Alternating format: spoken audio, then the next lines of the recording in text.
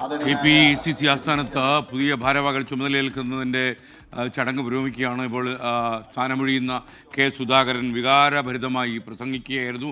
ഇത്രകാലം അദ്ദേഹത്തിന് പിന്തുണ നൽകിയവർക്ക് അദ്ദേഹം നന്ദി അറിയിച്ചു. മാത്രമല്ല ഇരട്ടച്ചങ്കന്മാരോടുള്ള ഏറ്റുമുട്ടൽ തുടരുമെന്നും അദ്ദേഹം പ്രഖ്യാപിച്ചു. മാത്രമല്ല സണ്ണി ജോസഫ് അദ്ദേഹത്തിന് നൽകിയിട്ടുള്ള പിന്തുണയൊക്കെ അദ്ദേഹം ഓർമ്മിക്കുന്നു. ഒരുപക്ഷെ ഈ മികച്ച ടീമാണ് വന്നിട്ടുള്ളത്. ഈ ടീം ഒരുപക്ഷെ വലിയൊരു നേതൃത്വം ഊർജ്ജവും ഒക്കെ തന്നെ കോൺഗ്രസ് പ്രസ്ഥാനത്ത് നൽകും എന്നാണ് കെ സുധാകരൻ്റെ പ്രതീക്ഷ. രാഹുൽ ഗാന്ധിക്കും മല്ലികാർജ്ജുൻ ഖർഗെയ്ക്കും ഒക്കെ അദ്ദേഹം നന്ദി പറയുകയുണ്ടായി.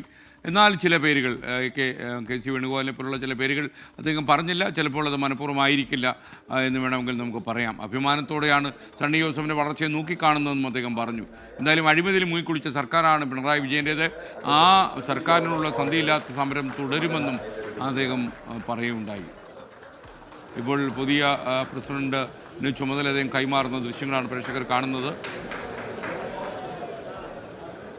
കെ സി വേണുഗോപാൽ സണ്ണി ജോസഫിനെ സ്വീകരിക്കുന്ന ചടങ്ങാണ് ഇപ്പോൾ കാണുന്നത്. എന്തായാലും സണ്ണി ജോസഫിൻ്റെ രാഷ്ട്രീയ ജീവിതത്തിലെ വലിയൊരു വളർച്ചയുടെ നിമിഷമാണ് പ്രേക്ഷകർ ഇപ്പോൾ കാണുന്നത്. കണ്ണൂരിലെ DCC നിന്ന് ആരംഭിച്ച അദ്ദേഹത്തിൻ്റെ വളർച്ച ഇപ്പോൾ KPCC ആസ്ഥാനത്തേക്ക് എത്തിയിരിക്കുന്നു. KPCC അധ്യക്ഷനായി നിൽക്കുന്ന സണ്ണി ജോസഫ് ഒരു പുതിയ ഒരു നേതൃത്വം. അദ്ദേഹം ഒരു അഭിഭാഷകനാണ്, അതിനപ്പുറം കർക്കശക്കാരനാണ് എന്നുള്ള ഒരു കാര്യം കൂടി അദ്ദേഹം വളരെ സജീവമായി എപ്പോഴും പ്രവർത്തകർക്കിടയിലുണ്ട്.